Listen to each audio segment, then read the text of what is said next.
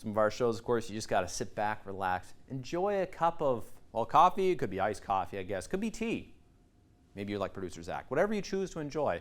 But make sure you, I'll just warn you right now, the Rod and Gun Club is coming up on the show today, and maybe just put the cup of coffee down before you watch that so you don't spill it all over yourself.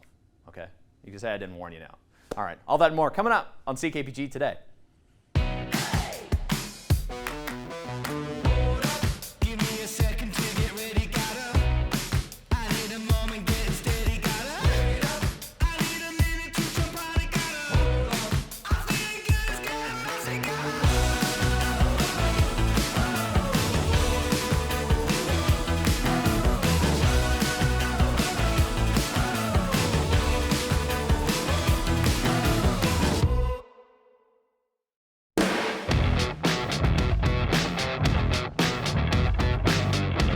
Here where you drive in, this is one of the first areas you're going to see the Prince George Rod and Gun Club's Hartman facility. And John, what do you got for us here today?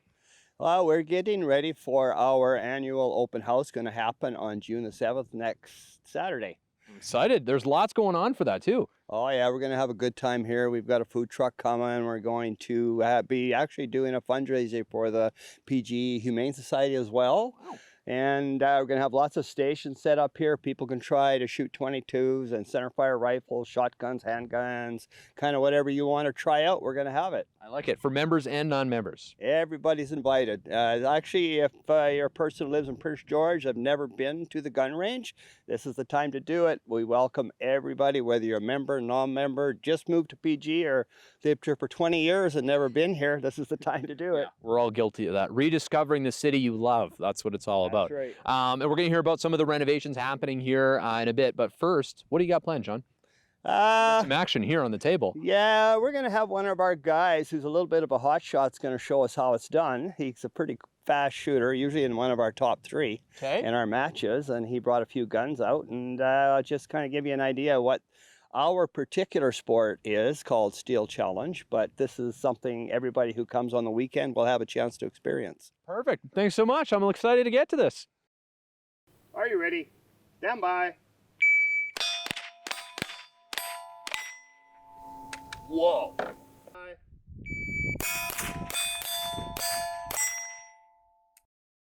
So when you're ready, just point down at that red dot, and your first shot's gonna be left, next one, all the way over, that one, then back to the circle. Okay.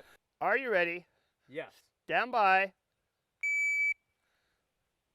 Did I do something wrong? Okay, stop. Okay, we're gonna go again. Safety's on. Safety off. Yep. Finger up. There you go. You're set. Are you ready? Yep. Stand by.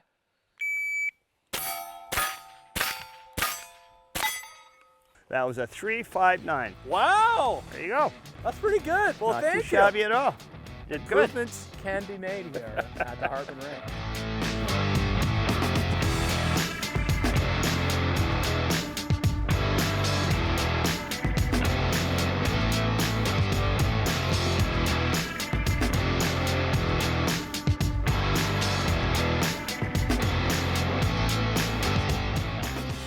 As you can see, lots going on here at the Hartman Range, including a lot of earthworks, a lot of concrete, and Mr. Antonenko here. Thanks for joining us. Tell me a little bit about what's going on, Stuart. Yeah, you bet. Thank you very much. So basically what the club did is it was time, a lot of the facilities and stuff were starting to get run down and that. And so what happened was, is the beginning of the year, the board decided that it's time to start upgrading all the facilities here at Hartman, as well as out of the Blackwater Range.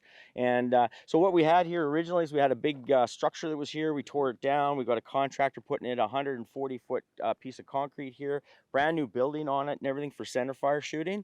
And then basically we had a whole bunch of earthworks done and so forth too. Robert Sturgeon from Sturgeon Contracting, he donated a ton. Like, yeah, we've got just over $300,000 worth of expansions being done. And yeah, so we've basically started with the centerfire range, centerfire building. We've done the actual berm work and everything else. So that's all what we shoot into. Yep. Okay. And then we did the same thing to the Silhouette range that's next door. We redid their entire range for them as well. So that's for rimfire and so forth. So then coming down the pike will be their actual building. Then we'll do the handgun bay building. Then we're going to work our way across into the shotgun bay. And over the next, it's kind of like a 5-year project.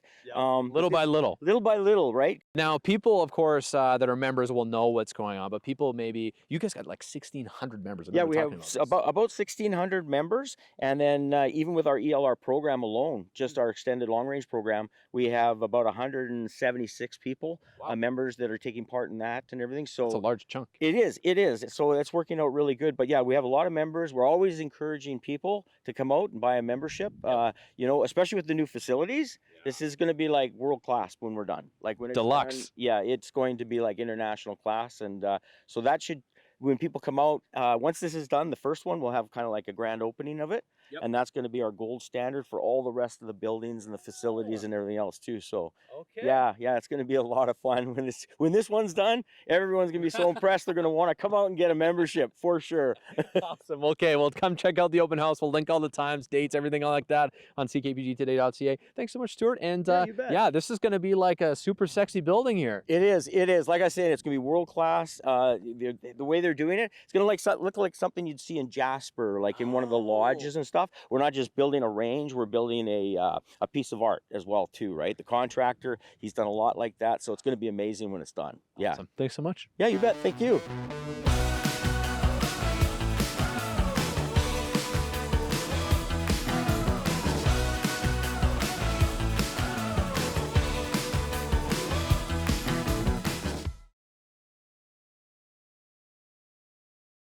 There's a lot of color happening outside here at the Omineca Arts Centre. There's a lot of color and storytelling happening inside as well. For this month's Local Artist Spotlight, we're featuring a group of artists, Indigenous artists, in its exhibit called Renewal. Come on inside and we'll find out more. Here inside the Omineca, of course, for now, the exhibit Renewal, which is very, very cool on so many levels. And so I'd like to talk with Tracy about it here to start things off. Thanks so much for making the time today. How's it going? It's good. Yeah, well, good. Exciting because you guys are just kicking it off here at the Omineca Arts Centre. Talk to me a little bit about the ribbon skirts that are behind you here. Well, I started teaching and making them a couple of years ago, and mainly with my band, Claytley Tenay. And yeah, so I've just kind of created my own little, I like the style with the print in the middle and then the ribbons above and below.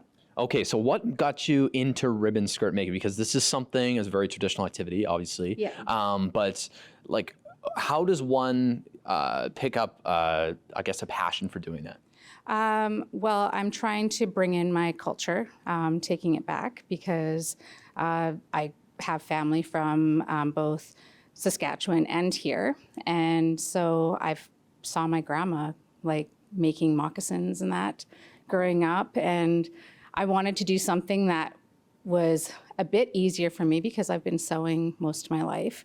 So yeah, so I started doing it and haven't stopped since. I like it. Okay, so this goes on with the theme of renewal. Yes. Okay. So what does renewal mean for you? Well, it's to recreate and keep going and redoing. Yeah. And now inspiration for the ribbon skirts, because I noticed you got a couple different designs on these ones. Yeah. What is the thought behind that? So I literally just see material, and if I see it and I absolutely love it, I decide to buy it and make them. And that's the rest is history. Yeah. I like it. What do you hope someone takes away when they're looking at these this month, all month long in the Omineca Arts Centre? I'm hoping that it gives them some sort of inspiration to get their own ribbon skirts. And if you don't think that you have the skill set, then see if there's somebody that you can find that can make them for you. I like it. Strong words of wisdom. Thank you so much for your time today, Tracy. I'm excited to meet Leo here on the other side of the exhibition. All right, now here on the other side of the Omineca Arts Centre for Leo's piece. Thanks so much for making the time to talk to us, Leo. Thank you. Yeah. So tell me a little bit about this piece that we have behind us here, because it's a special one. Yeah. Well, this is this month's theme for this year is in Aboriginal History Month, and I was invited to participate on the theme called Renewal. Mm-hmm. So I painted a picture of a sweat lodge. And it's actually to commemorate an old friend of mine. His name was Alden Pompana. And he was the spiritual advisor at the Native Friendship Center a number of years ago. And so this depicts a time when I was sweating on the Nechaka River with Alden. And he pointed up to the moon. And he says, see the warrior sweating on the moon.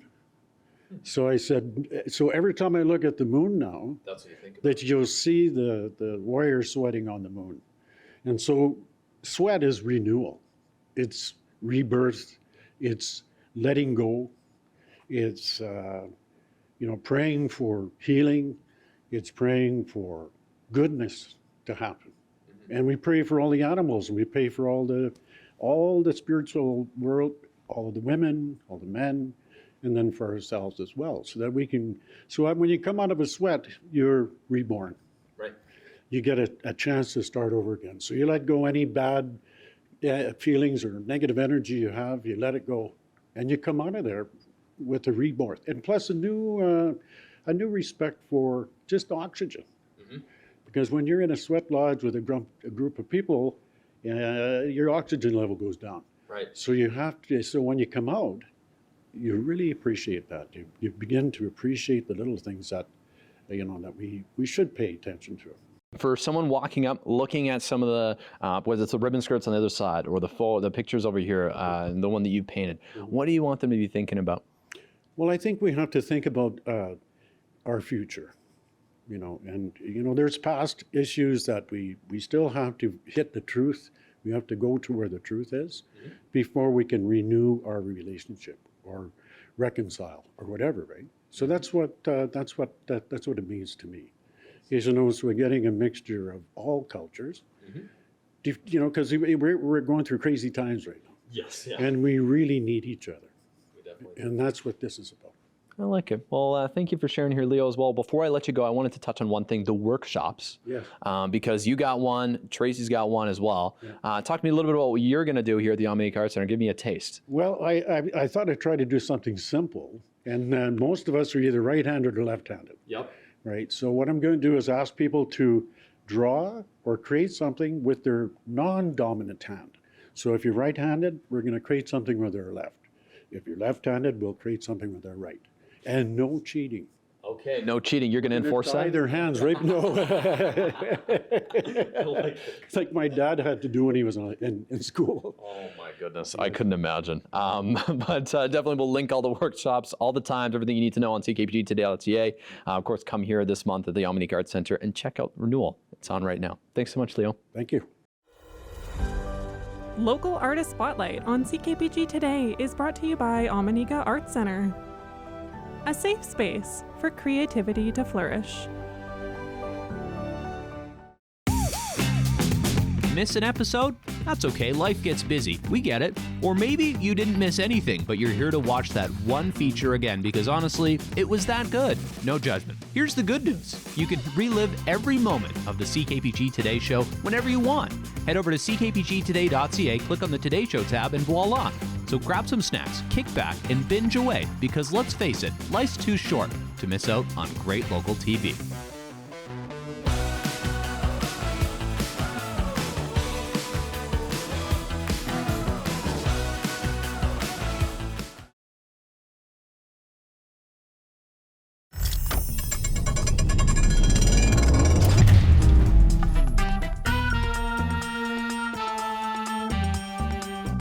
Prince George, famous for hosting plenty of events in the summer, and boy, those events are going to get a lot better this year with a new toy for Russell AV. Tell me about this. This is like Christmas morning for you. You could call it a toy. It's very, very symbolic of a transformer. It is like, it has that vibe. Yeah, we're super excited. We took inventory of it a couple weeks ago. We had training 2 weeks ago.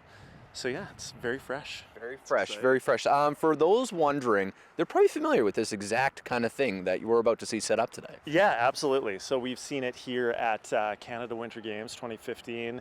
Caribou Rocks the North had one, but they've always had to travel, right? So with that, you have mileage, you have people, you have outsourcing, right? Mm-hmm. So we decided, and we've been talking about this for so long. I think as a private company, we've been talking about it, but also I know that there's been municipalities that talk about it, lots of things. So it was the time. It was the right time. I think And this particular model is not as big as those that were at those events, but this is going to be what the community needs. It's not, going to serve the biggest shows, but it's going to handle a lot of them.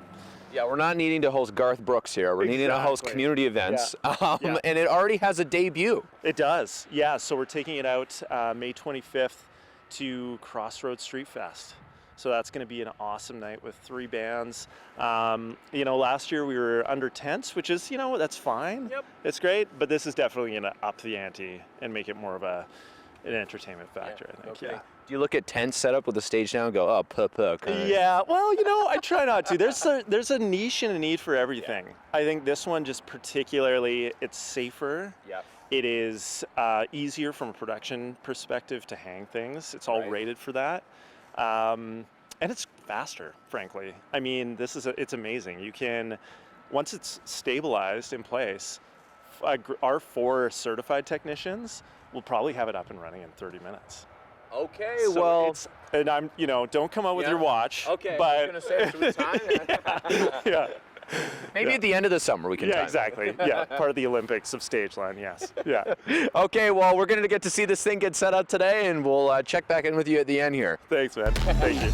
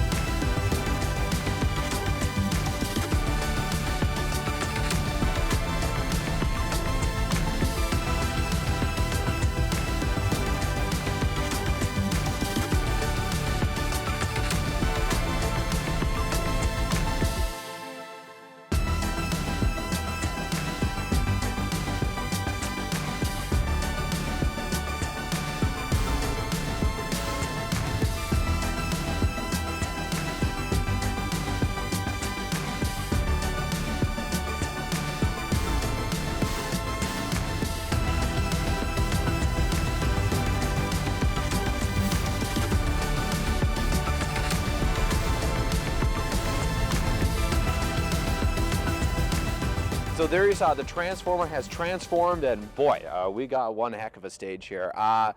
That's like, is it magical every time you do it? It is. It's kind of like you can't believe it happens so quickly, and it's just so. It's for someone who likes like order in their brain. This is the perfect thing because it's every step. It's step by step. You knock them all down. Feels really good. Yeah. No, okay, Russell AV, I mean, you guys have been doing events outside for years. Lots of tent events, you've seen Crossroads Street Fest and stuff in the past. How much of a game changer is this going to be for you? It's an absolute game changer. I mean, like, to not have to wait for somebody else to come and build a tent, that's amazing. We can basically angle this thing anywhere we want. We'll have a lot more space to work with. We can have larger acts come into the region. Like, it's a total game changer. Well, the possibilities are endless, and yeah, like we mentioned, this is going to make its debut at Crossroads Street Fest, and boy, I can't wait to see how many events you guys make it out to here in the future, because this is unbelievable, and there's even more options we didn't show today. There's, you know what, Pandora's box, you guys can do it. Yeah, additional decking, so this grows another, what is this, 24 feet, so another 16 feet wide, if you can imagine that. So it's, on a nice day, I wouldn't recommend it on a rainy day, but on a nice sunny day, it's fantastic. You can spread out across the front an extra 4 feet, and yeah, 40 feet wide, so it's large. There you go. And a wind wall in the back. Easier than building IKEA furniture? I wouldn't go that far. No, yes. I mean, everything's got a logical infrastructure place to assemble it. Yep. It's all detailed. We had an excellent trainer come in and help us get this thing built. Yeah. Well, you guys are the bosses of this, certified, and I can't wait to see you guys use it all this summer. Best part of this, maybe even Canadian made too. How about that? So thanks so much for making the time today, and we'll see you at plenty of events this summer with the Russell AV Cadillac. Call it that.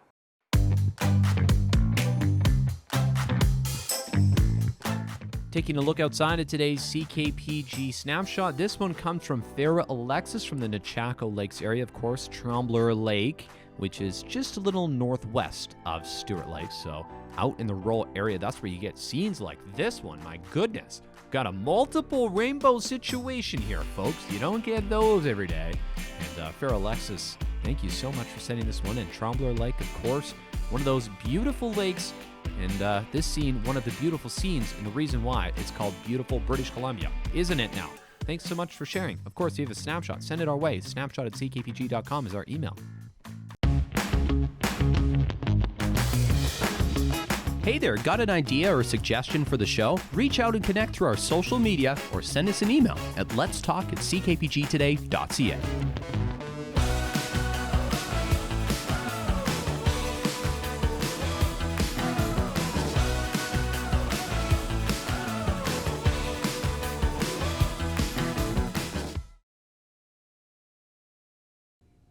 Prince George has been famously called by Tourism Prince George a land of lakes. There's 100 of them within a 1-hour radius of this town. It's a lot of lakes. And looking back in local history, apparently these lakes have some hidden treasure. Yes, according to this article. We're going to look at today in local history.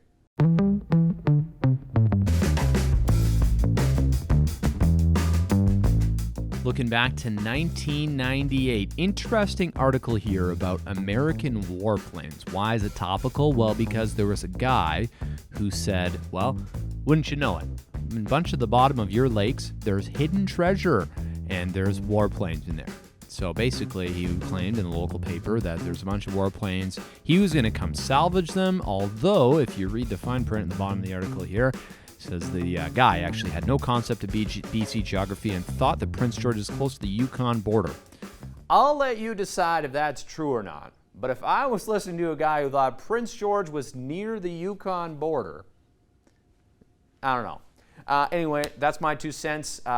Every great story starts with a conspiracy theory, right? That's how it goes. Thanks so much for watching today, and don't go looking for those planes. Just enjoy the possibility they could be there and think of it that way. Thanks so much for watching today, folks. We'll see you for more tomorrow. Bye for now.